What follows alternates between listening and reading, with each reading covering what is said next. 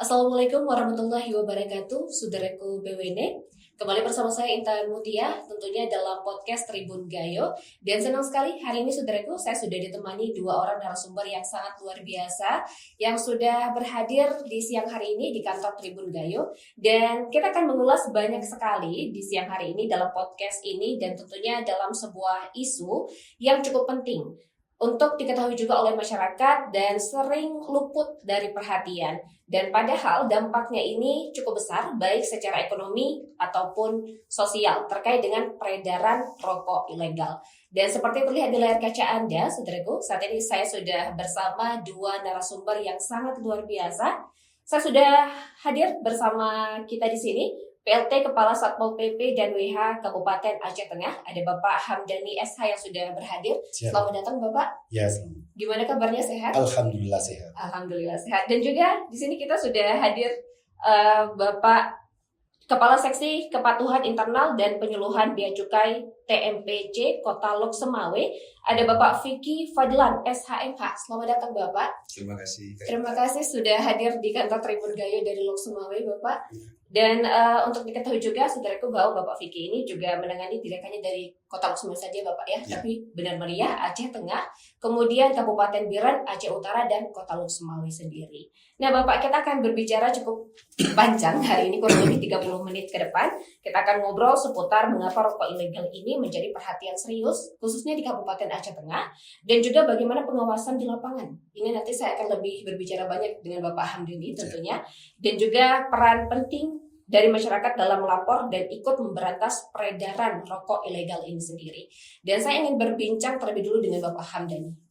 Bapak, kenapa terkait dengan masalah rokok ilegal ini menjadi perhatian khusus dari pemerintah di Kabupaten Aceh Tengah? Apakah memang sudah banyak selama ini laporan atau memang sudah sering terjadi? Dan gimana penanganan dari Satpol PP dan WH sendiri? Ya, alhamdulillah kegiatan kerjasama dengan Bea Cukai terkait penegakan hukum rokok ilegal sudah dimulai dari tahun 2022. Sejak 2022, yaitu saat itu memang ada anggaran khusus untuk penegakan hukum ke Satpol PP yang dianggarkan seperti itu. Kemudian terkait kenapa begitu penting ya, karena kan Aceh Tengah ini termasuk penghasil tembakau. Ya. Nah, kalau seandainya kita membiarkan rokok ilegal beredar, tembakau-tembakau kita mau dikemanakan tingkat kesejahteraan kepada masyarakat. Dan untuk pelaporan sendiri untuk di Aceh Tengah seperti apa Bapak? Ataupun apakah banyak atau gimana? Nah, Satpol PP dalam hal ini dia ada 5 perannya ya. Yang pertama sosialisasi dan edukasi. Nah, insya Allah besok kita akan mengundang pelaku usaha yang menjual kelontongan, terkadang ada menjual rokok, untuk kita berikan edukasi bagaimana jenis-jenis rokok ilegal. Nah, kemudian yang kedua, kita dari Satpol PP mengumpulkan informasi dan intelijen. Artinya kita di lapangan aktif mendata di mana ada lokasi-lokasi atau tempat-tempat kira-kira pelaku usaha menjual rokok ilegal. Nah, data ini nanti kan kita sampaikan ke pihak Bea Cukai. Nah, kemudian yang ketiga, operasi penindakan. Nah, dalam operasi penindakan juga kita bekerja sama dengan Bea Cukai. Artinya kita sama-sama dengan Bea Cukai. Satpol PP sendiri tidak bisa kecuali hanya untuk mendata. Setelah itu kita laporkan. Kemudian di penegakan hukum, Satpol PP itu kan penegak perda. Nah, terkait petani kita di sini, petani tembakau, kita harus melindungi. Nah, salah satunya kan harus aktif dalam hal penindakan rokok ilegal ini. Nah, yang paling terpenting adalah koordinasi dan sinergi dengan Bea Cukai. Nah, jangan sampai kami jalan sendiri, artinya pihak Bea Cukai mungkin nggak kami kabarin apa yang terjadi. Sedangkan penindakan ini kan ranahnya dari Bea Cukai, mungkin sekitar itu ya. Oke, baik. Dan menurut Bapak Hamdani, ini dampak negatif yang ditimbulkan terkait dengan peredaran rokok ilegal ini sendiri itu seperti apa untuk dampak sosial dan juga ekonomi? Dampak negatif untuk peningkatan pendapatan negara ya, dengan posisi rokok ilegal yang dijual kan berarti nggak ada membayar cukai, berarti kan mengurangi pendapatan daripada negara. Nah, untuk sosial sendiri di Aceh Tengah kan beberapa perusahaan sudah menjual rokok kan, nah seperti Bako Gayo, terus Ada beberapa merek lah. Nah, kenapa enggak kita menggalakkan atau mempromosikan belilah rokok Gayo ini yang sudah memiliki cukai daripada kita memaksakan membeli rokok yang memang ilegal tanpa ada cukai tadi. Oke, baik. Sekarang saya pengen ngobrol sama Bapak Vicky, Bapak. Setelah tadi kita bicara soal penindakan di lapangan dengan Bapak Hamdani, sebenarnya boleh Bapak jelaskan sedikit juga supaya masyarakat juga mengerti dan mengetahui ciri-ciri dari rokok ilegal ini sendiri seperti apa? Baik, terima kasih Kak Intan atas pertanyaan ini. Bagus sekali pertanyaannya. Untuk saudaraku semua, seperti yang disampaikan tadi di awal, memang rokok ilegal ini sangat mengganggu sekali. Yang mengganggu itu diantaranya adalah memang potensi penerimaan kita berkurang. Selanjutnya tentunya perekonomian, ya. Artinya di sini di Takengon sendiri ya, di Aceh Tengah sendiri ada beberapa pabrik tadi ya, sehingga pasti akan mengganggu perekonomian. Jadi memang untuk itu ya memang kita mari sama-sama ya, sama-sama untuk mencegah ataupun bahkan menghindari ataupun tidak mengkonsumsi. Nah tentunya untuk tahu tentang rokok ilegal kan harus tahu dulu ciri-cirinya. Ada 5 nih Kak Intan, ada 5 nih rokok ilegal. Yang pertama yang paling sering kita tahu adalah rokok yang tidak ada pita cukainya. Iya, itu rokok polos ya sering dibilang. Karena pita cukai itu adalah alat pengawasan sebuah rokok itu sudah dibayar cukainya. Itulah bentuknya pita cukai. Jadi yang tidak ada pita cukai itu yang pertama itu rokok polos. Kemudian dia pakai pita cukai, tapi pita cukai bekas. Itu cara membedakannya seperti apa? Nah baik, cara membedakan pita cukai tentunya begini. Pita cukai itu kaitan kayak uang. Ya, pita cukai itu kayak uang karena dicetak pun di peru-peruri. Nah tentunya dari segi warna, dari segi kehalusan itu terlihat lah. Kalau yang udah bekas pasti bagian kan itu tadinya ditempel. Kalau dibuka pasti ada lembaran-lembaran yang tingkat ketebalannya jadi berbeda. Kan gitu ya. Nah begitu ditempel lagi itu akan nampak. Nah termasuk diraba, termasuk warna sudah kusam. Itu salah satu cara. Jadi tidak perlu alat bantu yang lain, cukup dengan mata telanjang kita bisa mengetahui itu. Itu yang kedua. Terus yang ketiga ada 5 ya. Yang ketiga itu pita cukai yang yang bukan haknya. Nah, bukan haknya itu misalnya gini. Di sini ada perusahaan 4 nih. Ada perusahaan 4 ya. Harusnya ini pita cukai untuk cerutu. Tapi dipakai untuk rokok kretek. Nah, itu bukan haknya. Itu bisa diketahui begini. Kita bisa ketahui nanti di dalam pita cukai itu ada kode-kode. Kode kalau diawali dengan SKT berarti sigaret kretek tangan. Ya, kalau diawali CRT berarti cerutu. Itu salah satu yang bisa menginikan.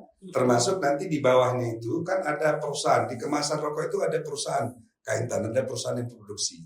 Misalnya contoh kretek Gayo misalnya. Kretek Gayo itu kan kepanjangan nih. Mungkin bisa disingkat KGA. Nah, di KGA di pita cukai itu nanti ada KGA tulisannya. Jadi itu untuk kita mengetahui supaya tidak sesuai dengan haknya. Berikutnya adalah tidak sesuai dengan peruntukan. Peruntukan itu artinya begini. Di cukai itu kan barang kena cukai itu ada 3, Mbak. Ada minuman beretil alkohol, ada etil alkohol sendiri, ada hasil tembakau. Kan gitu. Nah, di hasil tembakau ini ada golongan-golongan nih perusahaannya. Golongan paling tinggi itu golongan 1 yang memproduksi di atas 1 miliar setahun. Ya kan? Nanti yang bawah tentunya sesuai dengan berapa ininya. Kadang-kadang nanti ada yang merek-merek mungkin merek-merek besar, tapi digunakan pita cukai yang untuk merek-merek kecil untuk menghindari pungutan yang lebih banyak. Nah seperti itu. Tapi memang yang paling masif memang pita cukai yang polos tadi, yang nggak ada pita cukai. Yang terakhir adalah pita cukai palsu. Nah, pita cukai palsu ini cara melihatnya sama dengan pita cukai bekas karena dia mirip uang.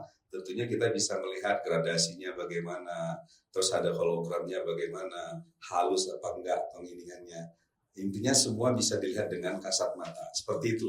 Jadi mudah untuk diterawang oleh masyarakat ya ketika membeli rokok dan mengetahui bahwa ini rokok ilegal atau rokok legal. Betul. Dan kemudian untuk dari sisi bea cukai sendiri, Bapak. Seperti apa bentuk pengawasan terhadap peredaran rokok ilegal ini di wilayah kerja mulai dari Benar Meriah, Aceh Tengah, Biren, Aceh Utara dan juga Kota Lok Sumawe? Oke, baik. Bagus sekali nih Kak, terima kasih. Jadi begini, saya cerita dulu kenapa Pemda dalam hal ini Satpol PP terlibat nih. Iya. Ya, jadi sebelumnya ya tidak ada komponen pajak rokok daerah di dalam cukai. Sebelumnya tidak Sebelum ada. 2022 tadi. Iya. Kan gitu ya. Iya. Nah, karena kita itu komponennya semua seluruhnya adalah cukai yang dipungut oleh Bea Cukai. Nah, setelah pemerintah melalui undang-undang dan peraturan yang mengatur, itu masuk pajak rokok daerah di unsur komponen nilai cukai tadi. Kan gitu. Kenapa? Karena memang distribusi rokok ini kan adanya di daerah. Jadi rokok ini sebenarnya dia dipungut cukai bukan hanya untuk penerimaan negara, tapi sebagai alat kontrol. Karena kan kalau terlalu banyak ini efeknya nggak bagus untuk kesehatan. Sehingga kita melibatkan pemerintah daerah karena asap-asap yang beredar di sini tuh kan bisa jadi merugikan kesehatan nih. Jadi adanya lah komponen pajak rokok daerah. Karena ada pajak rokok daerah tentunya maaf, kami melibatkan bagian mana sih di daerah ini yang bisa melakukan penegakan hukum. Kan gitu. Inilah kita gandeng Satpol PP. Nah, kami tadi pajak daerah tadi akan kita kembalikan ke daerah, Mbak. Namanya dana bagi hasil cukai. Ya kan? Itu nanti ke kesehatan ada, ke penegakan hukum ada, kesejahteraan petani ada. Seperti itu. Jadi kita kembalikan ke daerah. Karena memang selain penerimaan juga untuk alat kontrol. Oleh karena itu kita setiap tahun dengan Satpol PP kita melakukan rapat pembahasan. Apa rencana tahun depan nih? Kan gitu. Setiap tahun. Bulan apa kita mau operasi misalnya? Bulan apa kita ataupun bagaimana kita cara penukaran informasi intelijen tadi? Jadi seperti itu proses kerjasama kami yang semua sebelum dieksekusi sudah dibahas rencananya seperti itu. Oh, jadi setiap tahunnya ada pembahasan untuk tahun yang akan datang. Iya, betul kayaknya. Untuk Bapak Hamdani sendiri, Bapak ini kalau kita bicara soal bea cukai, sebenarnya bea cukai dan juga peredaran rokok ilegal dan sudah setiap tahunnya tadi seperti dijelaskan oleh Pak Vicky bahwa setiap tahunnya ada pembahasan untuk dilaksanakan di tahun berikutnya. Tantangan di lapangan apa yang sering sekali dihadapi oleh Satpol PP dan BH? Insya Allah kalau tantangan setiap tugas kan pasti ada. Tetapi dengan koordinasi kita bagus, tantangan berarti ya hampir kita bilang nggak ada kayak gitu. Insya Allah. Insya Allah tidak ada. Selama saya bertugas atau selama dalam kegiatan untuk bea cukai, tantangan berarti nggak ada. Dalam menegakkan aturannya itu tidak ada. Artinya kan dengan komunikasi yang bagus tadi kita sampaikan kepada pelaku usaha dengan adanya sanksi daripada undang-undang cukai, Bapak bisa didenda seperti ini kan. Artinya mereka paham. Mereka sudah paham terkait hal itu ya. Ya. Dan kalau untuk mekanismenya Bapak Vicky, untuk mekanisme penindakan bagi pelaku yang menjual atau juga menyimpan rokok ilegal ini seperti apa? Baik, terima kasih. Saya sedikit melengkapi ya. Jadi penindakan yang kami lakukan itu ada dua sebenarnya. Yang pertama adalah secara preventif, mencegah. Mencegah itu kalau memang kita temukan nanti di lapangan dan sifatnya ketidaktahuan mungkin ya kan hanya semata-mata untuk kehidupan sehari-hari, kita akan memberi sosialisasi, memberi pemahaman. Tapi ada juga yang represif. Represif itu penindakan langsung dengan melakukan penangkapan. Karena saudara semua sama kaitan, jadi begini, yang terkait rokok ilegal ini adalah pidana sebenarnya. Ya, dan itu diatur di Undang-Undang Cukai. Jadi apabila memang nanti kita melakukan penindakan karena instansi yang memang berwenang untuk melakukan penyidikan adalah Bea Cukai, teman-teman dari Satpol PP menyerahkan ke kami. Kan seperti itu. Nah, atau kalau kita sama-sama obsar, nanti akan ada administrasi yang poinnya adalah itu nanti diserahkan ke kami untuk dilakukan penyidikan.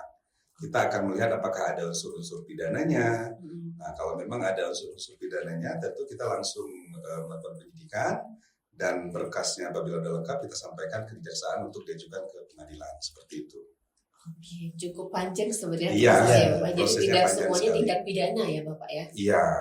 Baik. Nah, terkait dengan Bapak Hamdani sendiri, Bapak selama melakukan penindakan di wilayah Kabupaten Aceh Tengah, ini menurut Bapak dari hasil pantauan Bapak di lapangan, apakah masyarakat di Kabupaten Aceh Tengah ini sudah cukup memahami bahwa sebenarnya menjual atau menyimpan rokok ilegal ini adalah tindak pidana? Kalau kita bilang memahami, bisa saja iya. Salah satu dalam hal dia setiap menjual, dia tidak terbuka, tidak langsung dia pajang. Berarti kan sudah paham bahwa ini rokok ilegal, tidak boleh dijual secara terbuka. Ya. Artinya menurut Bapak masyarakat Aceh Tengah sudah paham bahwa Sudah itu paham adalah bahwa tindak itu pidana. rokok ilegal. Tapi dari pelaporan Bapak Vicky untuk Kabupaten Aceh Tengah, Benar Meriah, Kabupaten Biren, Aceh Utara, dan Kota Loksmawe Ya. bagaimana selama ini? Baik, terima kasih ya. Sebelumnya mungkin saya tambahkan sedikit, bukan hanya menyimpan, bukan hanya menjual, tapi ada unsur-unsur misalnya mengedarkan, terus membawa. Misalnya nih Mama cakap ada dari kita oknum-oknum masyarakat atau oknum-oknum yang membawa tuh di dalam mobil, di dalam truk, di dalam box misalnya. Itu juga bisa dianggap sebagai melanggar pidana cukai seperti itu. Itu jadi luas nih Kak. Ya, jadi kita sampaikan supaya masyarakat juga tahu, membawa juga termasuk menguasai walaupun itu bukan miliknya. Saya kasih contoh misalnya di tempat itu hanya ada beliau satu orang dan ada istilahnya rokok ilegal di situ. Tentunya itu juga bisa kita proses, tapi bagaimana nanti apakah itu terindikasi atau tidak, ya kita tetap hati-hati melakukan tindakan, kita akan memperhatikan unsur-unsurnya dulu. Seperti itu.